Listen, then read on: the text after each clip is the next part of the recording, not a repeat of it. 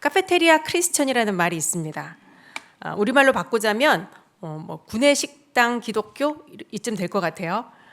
요즘 우리나라 구내식당은 거의 무료이거나 돈을 아주 적게 받더라고요. 그래서 조금은 이제 미국의 상황과는 다른데, 미국에서 카페테리아라고 하면 많은 음식들 중에 자기 입맛에 맞고 자기가 좋아하는 것만 이렇게 쟁반에 옮겨 담고 그것을 이제 결제하는 방식입니다.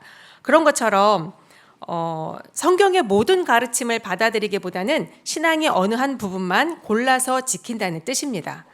그래서 도전적이고 위험한 이슈들, 답하기 곤란한 문제들 이런 건 제껴놓고, 그다음에 매력적이고 은혜롭게 말하기 쉬운 이런 것들만 선택하는 신앙 형태를 빗대어 하는 말입니다. 혹시 미친 척하고 말씀대로 살아본 1년이라는 책을 읽어보셨나요? 제목 보신 적 있나요? 미친 척하고 말씀대로 살아본 1년. 이 책은 아놀드 스테판 제이콥스라는 사람이 쓴 책인데요. 이 사람은 유태인이고 미국인입니다. 그래서 이 사람이 말하는 말씀이란 구약 성경만을 말하는 것이겠죠. 제이콥스는 남성 패션 잡지인 에스콰이어즈의 편집자였고요. 그다음에 여러 개의 베스트셀러를 집필한 작가입니다.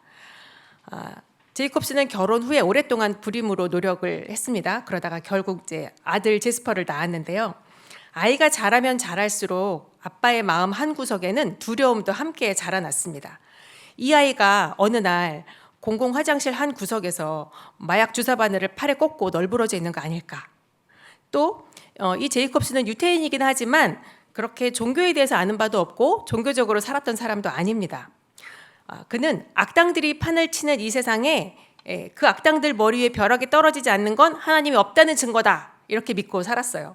그래서 종교는 끝내 서서히 몰락할 거라고 생각했습니다. 그런데 시간이 흘러도 안 그래요. 특히 성경은 그것의 영향력이 점점 커지는 것을 보게 됐죠. 그래서 어쩌면 잘못된 것은 종교가 아니라 자기 자신일지도 모르겠다라는 생각을 합니다. 그래서 자신의 이런 무지가 아들에게까지 대물림되는 것을 막아야 되겠다는 생각에 대책을 마련했습니다. 그게 바로 자기가 직접 성경 말씀을 고스란히 실천한 뒤에 그 교훈을 아들한테 물려주고자 한 겁니다. 되게 기발하죠? 물론 이런 기발한 아이디어로 책을 써가지고 돈을 벌자는 생각도 있었습니다. 어쨌든 성경 말씀대로 구약의 율법과 계명대로 살아보기로 했어요. 가능할까요? 10계명뿐만이 아니라 구약 시대 때부터 행해지던 그런 자잘한 계율까지 다 실천해보기로 했던 거예요. 어땠을까요? 일단은 율법대로 하자면 유대인 남성들은 수염을 안 자르겠죠? 그래서 1년간 수염을 길렀어요. 물론 이게 랍비처럼 보이고 교수처럼 보이기도 했을 테지만 요즘의 미국 상황이라면 테러리스트처럼 보였을 수 있습니다. 또 율법에는 2가지 재료를 사용해서 직조한 옷감을 사용하지 말라는 계명이 있죠. 이것을 지키기 위해서 유대인 사회에는 샤트네츠 감별사라는 게 있어요. 그래서 혼방 직조 섬유를 찾아내는 감별사들이거든요. 집에 초청해서 뭘 입어야 되는지 뭘 입지 말아야 되는지 이렇게 감별해 준대요. 또 이렇게 길게 술이 달린 옷, 겉옷을 항상 입어야 했고요. 거리에서 만나는 예쁜 아가씨를 봐도 감탄하면 안 되고, 자기보다 이렇게 잘 나가는 강사의 강연료를 부러워해서도 안 돼요. 또 생리 중인 아내와는 닿으면 안 돼요. 그래서 침대를 같이 사용할 수도 없고 아내가 앉았던 의자에도 앉을 수 없어요. 그래서 나중에는 휴대용 간이 의자를 사서 항상 들고 다니게 됩니다. 아내 외에 어떤 여자가 생리 중일지 알 수 없잖아요. 되게 웃기죠. 그리고 이렇게 해서 말씀을 지킨다 한들 성경을 그렇게 문자적으로 지키는 게 무슨 의미가 있지? 하나님이 진짜 그걸 원하시는 걸까? 아니, 그리고 그거 다 지킬 수 있겠어? 이런 생각 듭니다. 맞아요. 결국 제이콥스는 자기가 카페테리아 크리스찬처럼 그렇게 선택적으로 계명을 지키고, 그나마도 그 뜻을 알 수 없는 계명들은 그저 짐작하고 추측해서 방법을 찾아갈 뿐이었습니다. 381일을 그렇게 말씀을 지키고 살고 난 후에 그는 자기 아들에게 종교에 대해서, 그리고 하나님과 그분의 말씀에 대해서 뭐라고 말해줬을까요? 결국 그는 말씀을 골라서 지켜도 문제될 것은 없다라고 받아들이게 됩니다. 일부러 골라서 지키려고 했던 게 아니라 어떻게 해야 되는지 몰라서, 문화와 환경이 이미 달라졌으니까 도저히 따를 수 없는 율법들도 있었으니까요. 마치 구내식당에서 자기 입맛에 맞는 영양가 좋은 음식, 또 건강한 음식들을 골라 먹듯이. 그런데 그렇게 했는데도 그는 성경에서 언급하는 그런 올바르게 살아야 하는 이유에 대해서 깨닫게 되었다고 말합니다. 그리고 일상에 대한 감사와 평안, 안식, 행복 이런 것을 느꼈다고 말해요. 그래서 실험이 끝난 후에도 제이콥스는 계속해서 하나님께 감사하고 기도하는 삶을 지속하겠다고 아주 진지하게 결단하면서 이 책을 마칩니다. 우리 예상과는 좀 다르죠? 계명을 지키면서 사는 것은 불가능하다, 아무 의미도 없을 거다 이렇게 생각했는데 말이에요. 말씀대로 산다는 거, 계명을 지키면서 하는 것에 대해서 우리는 마치 다 안다는 듯이 아주 실패를 확신하는 편입니다. 말씀을 지키면서 사는 건 불가능에 가깝다고 생각하죠. 바울도 로마서에서 그러잖아요. 의인은 없나니 하나도 없다. 또 예수님도 그러시잖아요. 선한 이는 오직 한 분뿐이다. 이런 파편적인 성경 구절을 대면서 말씀을 지킬 수 없다라고 확신합니다. 근데 한번 진짜 살펴볼게요. 로마서 3장 10절에서 11절 말씀 읽어볼게요. 기록된 바 의인은 없나니 하나도 없으며 깨닫는 자도 없고 하나님을 찾는 자도 없고 다 치우쳐 함께 무익하게 되고 선을 행하는 자는 없나니 하나도 없도다. 이 말씀대로라면 인간은 모두 다 죄인이라서 죄를 지을 수밖에 없다. 고로 산상수훈의 말씀 같은 건 절대로 지키는 게 불가능하다. 그래서 우리가 불륜을 저지르고 사기를 치고 하는 이런 나쁜 짓을 할 때 그래서 예수님의 보혈이 필요한 거 아니냐. 그분을 믿어야 한다. 그러면 예수님은 우리의 죄를 용서해 주시고 구원해 주십니다. 이렇게만 말하고 끝난다면 우리는 바울을 아주 상당히 많이 오해한 것입니다. 이 로마서의 말씀은 시편 14편을 인용한 거예요. 이 말씀을 인용할 때 바울의 마음에는 하나님을 진심으로 믿지도 않으면서 겉으로만 율법을 행하는 척 외식하는 유대인들을 겨냥해서 한 말입니다. 시편의 표현으로는 어리석은 자, 죄악을 행하는 자예요. 혈통적으로 유대인인 것만을 내세워서 살아갈 뿐 말씀대로 선을 행하는 자가 하나도 없다라고 말하기 위해서 인용한 겁니다. 그러니까 신실하게 하나님을 믿는 사람들까지 다 싸잡아서 그들도 선을 행하는 자가 하나도 없다라고 말하는 게 아니라는 거예요. 바꿔 말하면 하나님을 신실하게 믿고 그분의 은혜를 아는 사람들은 선을 행할 수 있게요, 없게요? 있다는 거예요. 또 마태복음 19장 16절에서 19절 말씀 한번 읽어볼게요. 부자 청년 예수님 찾아와서 묻는 거예요. 시작. 어떤 사람이 주께 와서 이르되 선생님이여 내가 무슨 선한 일을 하여야 영생을 얻으리이까? 예수께서 이르시되 어찌하여 선한 일을 내게 묻느냐? 선한 이는 오직 한 분이시니라. 내가 생명에 들어가려면 계명들을 지키라. 이르되 어느 계명이오니이까? 예수께서 이르시되 살인하지 말라, 간음하지 말라, 도둑질하지 말라, 거짓 증언하지 말라. 내 부모를 공경하라, 내 이웃을 내 자신과 같이 사랑하라 하신 것이니라. 선한 이는 오직 한 분이시니라. 맞아요. 하나님만 선해요. 우리는 다 죄인이야. 선을 행할 수 없어요. 그런데 그걸로 끝이 아니죠. 예수님이 뒤에 말씀하세요. 내가 생명에 들어가려면 계명을 지키라. 무슨 계명이요? 이미 그런 계명들은 다 지켰는데요. 그런데 21절에 예수님이 이렇게 말씀하세요. 마태복음 19장 21절 제가 읽어드릴게요.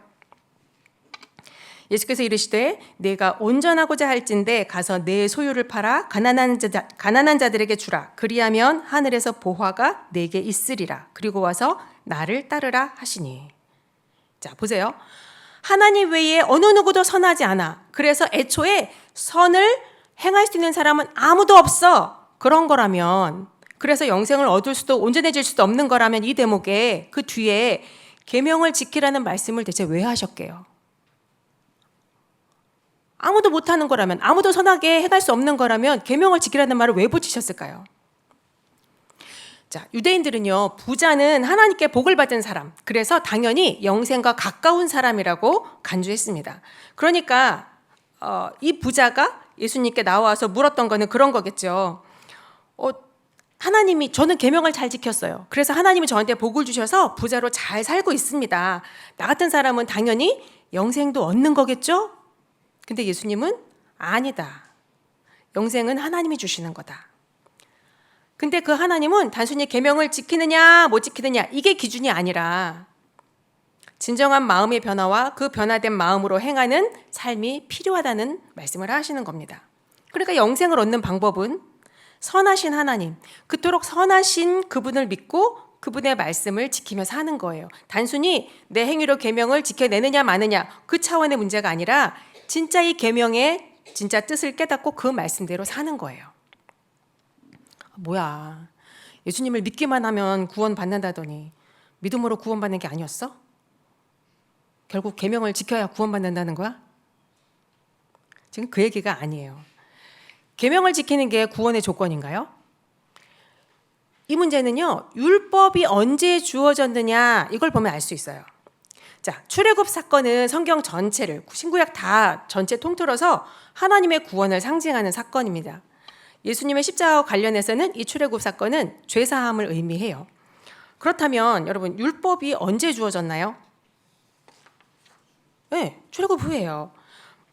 그 이스라엘이 구원받은 것은 십계명을 잘 지켰을 때가 아니라 애굽에서 종노릇하고 있을 때, 하나님을 잘 몰랐을 때, 그때 구원받았어요. 전적인 하나님의 은혜였죠. 십계명은 그 이후에 주어졌습니다.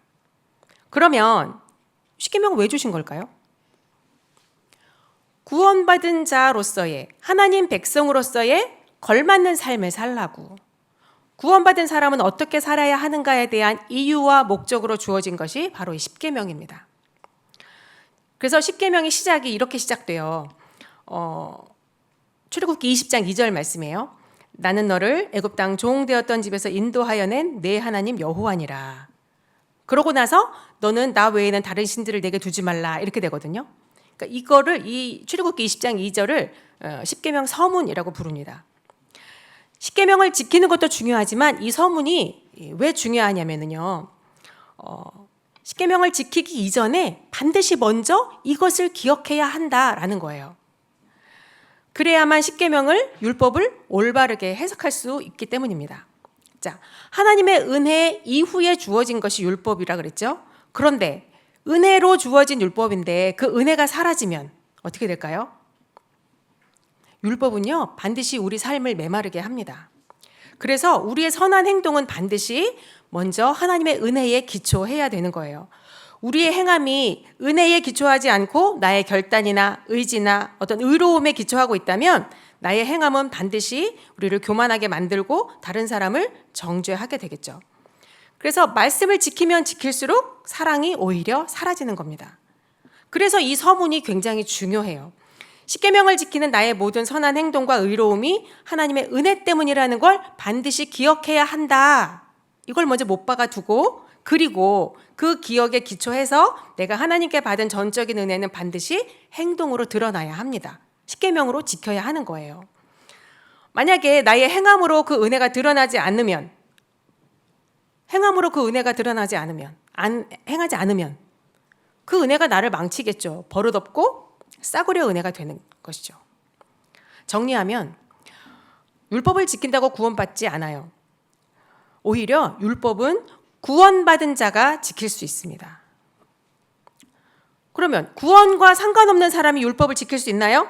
네, 있어요. 그럴 수 있어요. 열심히 지킬 수 있어요. 그러나 그런 은혜와 상관없는 율법은 아까도 말했듯이 자기 의에 빠지거나 아니면 못 지켜서 죄책감에 빠지거나 둘 중에 하나입니다. 자, 그래서 결론은 뭐라고? 하나님 말씀대로 순종하며 살라는 거죠? 결국은 그거죠?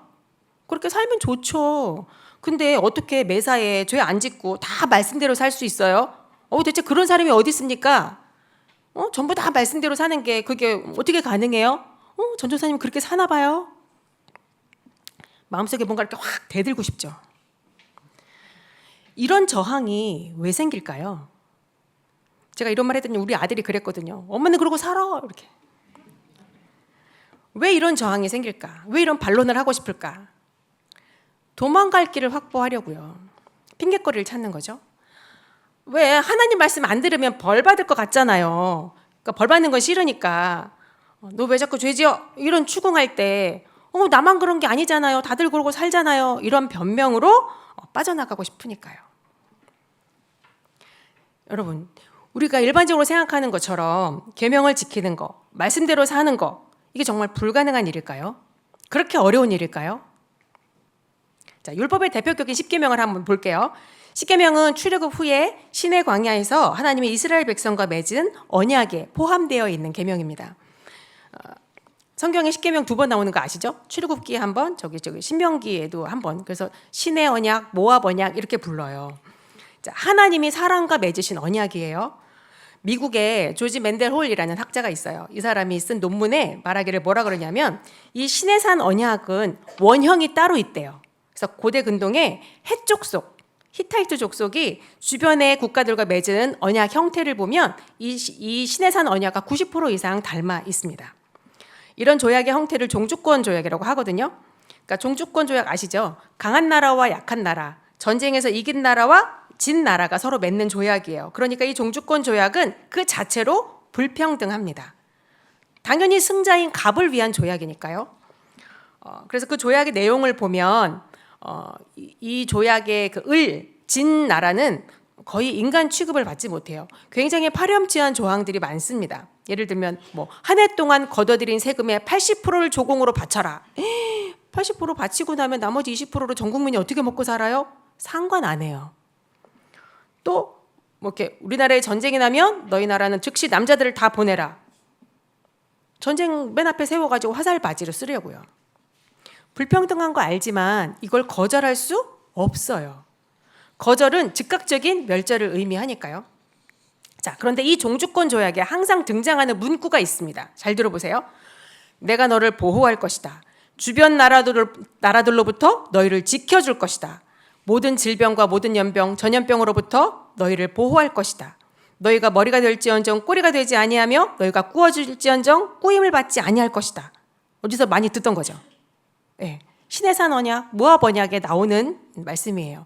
그러니까 이거는 하나님이 처음 사용하신 말씀이 아니라 모세가 살던 그 당시에 그 주변 지역에서 종주권 조약을 맺을 때 갑이 을에게 항상 하던 말이라는 거예요. 내가 너를 보호할 것이다. 정말요? 뻥이죠. 약탈해 가지는 않으면 다행이게요. 보호해주긴 뭘 보호해줘. 딴 나라가 쳐들어오면 군대 대신 파견해가지고 지켜준다고? 아유, 이윤이 생길만 하면 그럴 때만 지켜주는 거죠. 그런 문구예요. 근데 이런 종주권 조약을 지금 하나님께서 이스라엘 백성들을 애굽에서 탈출시키고 나서 시내산에서 언약을 맺으시는 거예요. 그 종주권 조약의 형태를 가지고.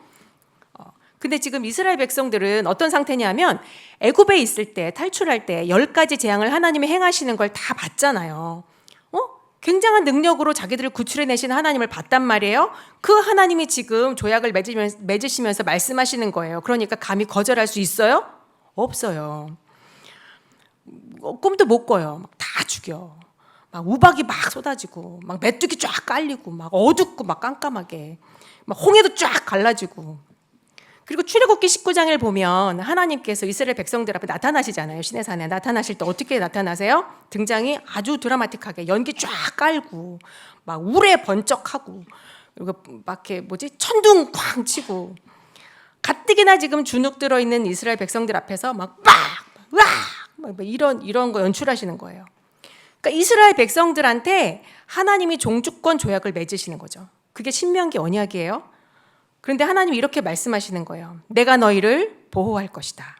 모든 나라 가운데 내가 너를 뛰어나게 할 것이며 머리가 될지언정 꼬리가 되지 않게 할 것이며 꾸어줄지언정 꾸임받지 않게 할 것이다. 내가 너희를 보호하리라. 그러고 나서 갑의 횡포와도 같은 요구가 나와요. 뭐라고 요구하시느냐? 내가 너희를 보호하리라. 그러므로 이제는 일주일에 하루 쉬어. 아무리 하나님이 갑이라지만 어떻게 나한테 쉬라고 할 수 있어요? 진짜 못됐네. 하시겠습니까? 내가 너희를 축복할 것이다. 그러니까 너 부모 공경하고 간음하지 말아라. 도둑질하지 말고 내 이웃의 소유 탐내지 마라. 라고 요구하시는 거예요. 아무리 갑이지만 이건 너무 비인간적이고 모욕적이야. 하시겠어요? 이스라엘 백성들이 430년간 애굽의 종노릇 했죠. 일반 사람들은 그때도 지금처럼 이렇게 휴일 일주일에 하루 쉬고 이런 개념 있는지 모르겠지만 노예 따위가 쉴 수 있었을까요? 아마 아파도 일해야 되지 않았을까요? 무려 430년간 비인간적인 대우를 받으면서 살았습니다. 그런 이스라엘을 하나님께서 강한 손과 편팔로 그들을 꺼내서 시내산까지 데리고 와서 거부할 수 없는 명령을 하시는 거예요. 종주권 조약을 맺으시는 거예요. 너 내 명령 어기면 죽어. 너 내 말 안 들으면 가만 안 둘 거야. 그러니까 이제부터는 앞으로 일주일에 하루 쉬어. 하루 쉬어도 돼. 내가 너 보호해 줄게. 내가 너 축복해 줄게. 여러분, 이게 우리의 하나님이십니다. 우리가 계명을 지키면, 그래서 안식일을 지키면 하나님이 영광 받으시나요? 막 하나님의 영광이 쪼그라들어 있다가 우리가 계명대로 행하면 하나님의 영광이 갑자기 막 2배로 빛나고 그러나요? 하나님은 스스로 충분하신 분이십니다. 내가 영광을 드린다고 커지고 비아냥거린다고 쪼그라들고 그러지 않아요. 그 하나님이 말씀하시는 겁니다. 이제 제발 하루 쉬어라. 이제는 인간답게 살아라. 간음하지 말고 거짓말하지 마. 남의 것 탐내지 마. 이분이 하나님이세요. 이게 율법이고요. 이게 말씀이에요. 근데 우리는 어떻게 생각하냐 하면 네, 알았어요. 알았다고요. 아유, 내가 진짜 하나님 영광을 위해서 내가 지켜드리지 뭐까짓 거 뭐. 알아들었으니까 이제 그만하세요.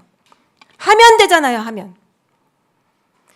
마치 하나님의 유익을 위해 큰 선심을 쓰듯 내가 하나님의 영광을 위해 내가 진짜 말씀 한번 큰맘 먹고 지켜드리겠습니다.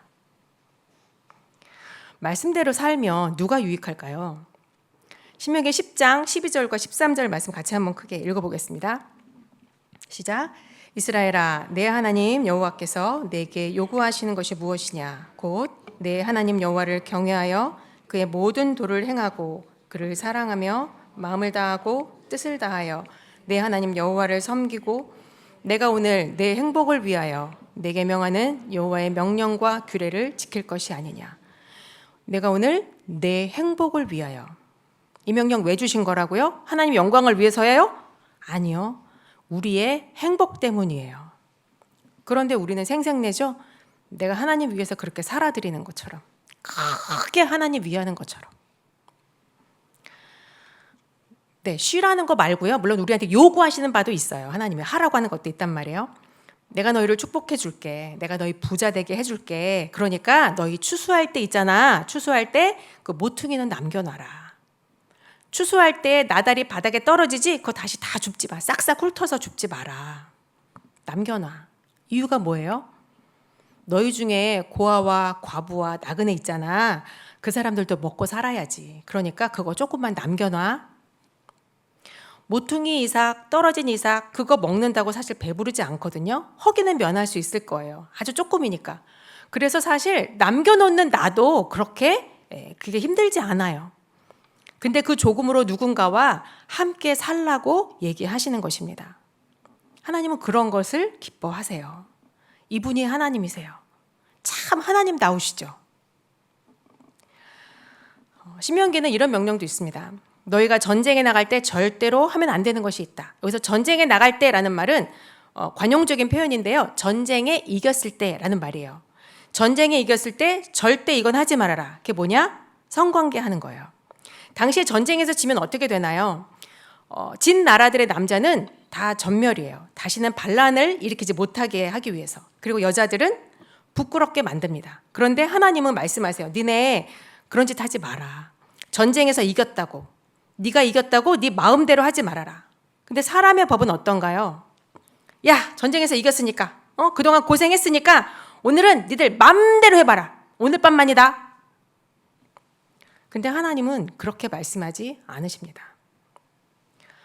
니네 길 가다가 길 잃어버린 나귀나 소 보면 어떻게 할래?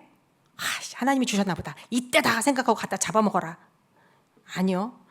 주인 찾아서 돌려줘라. 참 멋있는 하나님이십니다. 그런데도 우리는 뭐라고 하느냐면 하나님 말씀은 너무 어려워. 이해가 잘 안 돼요. 하나님 말씀은 저기 저 하늘 끝에 있어서 뭐라고요? 잘 안 들려요. 저기 저 바닥 끝에 있어서 안 보여. 잘 모르겠어요. 성경을 좀 누가 기가 막히게 쫙 해석해서 알게 해주면 좋겠어요. 막 창세기부터 계시록까지 그냥 확 꿰뚫어서 풀어주는 사람이 있으면 너무 좋겠어요. 시원하게. 이런 생각 하시죠? 하나님 말씀이 정말 무슨 뜻인지 우리가 모를까요? 간음하지 말라, 거짓말하지 말라, 도둑질하지 말라. 이게 무슨 뜻인지 몰라요? 알죠. 근데 왜 우리가 어렵고 이해 안 된다고 하는 걸까요? 신명기 30장 아까 읽었지만 본문에 11절과 14절 말씀만 한번 읽어볼게요. 신명기 30장 11절 시작. 내가 오늘 내게 명령한 이 명령은 내게 어려운 것도 아니요 먼 것도 아니라 14절. 오직 그 말씀이 내게 매우 가까워서 내 입에 있으며 내 마음에 있은즉 내가 이를 행할 수 있느니라. 하나님 말씀은 그 말씀의 뜻과 해석이 저 멀리 아주 똑똑한 사람들만 알 수 있도록 감춰진 게 아니에요. 어디 딴 데 있지 않아요. 어디 있나요? 우리의 입, 우리의 마음에 있습니다. 그러므로 내가 하나님 말씀대로 살지 못하는 이유는 어려워서 멀리 있어서가 아니에요. 능력의 문제가 아니니까요. 영성이 있거나 어떤 영적 능력이 있어야만 알 수 있는 게 아니에요. 행할 마음이 없는 거예요. 내가 왜 저 사람을 용서해? 난 그 사람 죽는 걸 꼭 봐야겠어.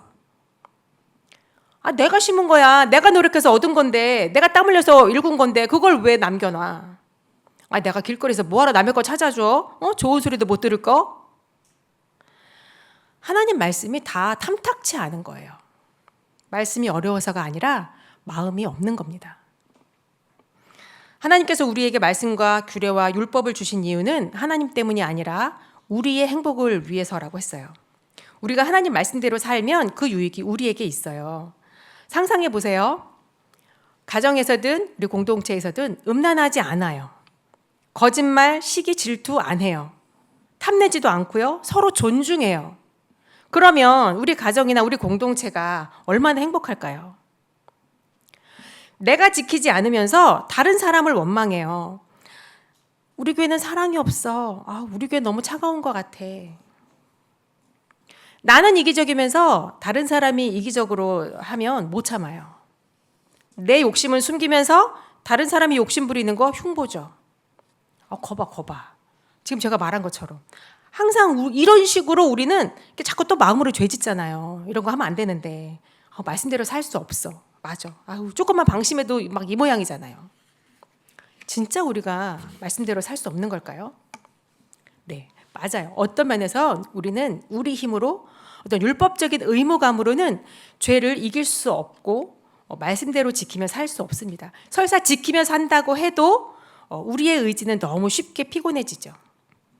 지켜낸다고 해도 그것은 꼭 금방 자기 자랑이 되고 지키지 않는 다른 사람을 정죄하면서 우월감을 갖기 바쁩니다.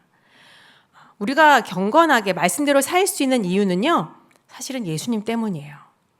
예수님을 믿는 자에게 선물로 주신 성령께서 우리와 함께 내 안에 함께 계시기 때문입니다. 이게 무슨 말이냐면요. 자, 보세요. 나는 원래 애초에 말씀대로 행할 마음이 없었거든요. 그죠? 지킬 수 없다고 생각했단 말이에요. 그런데 그런 마음을 바꾸어 주시고 자꾸 말씀을 생각나게 하시고 기어이 그 말씀을 지킬 때까지 내 마음에서 그 말씀이 안 떠나. 그러니 이거 누가 하는 거예요? 내가 지키는 겁니까? 절대 아니죠. 성령께서 예수님의 거룩한 영이 나로 하여금 이루게 하시는 겁니다. 그분께서 하세요. 나를 구원하신 예수 그리스도의 이름은 나를 이렇게 구원만 해놓고 자, 그 뒤는 네가 네 의지에 달렸어. 알아서 해. 이렇게 내버려 두지 않으십니다. 끝까지 구원을 완성하실 때까지 그분의 열심은 나의 뒤를 쫓으십니다.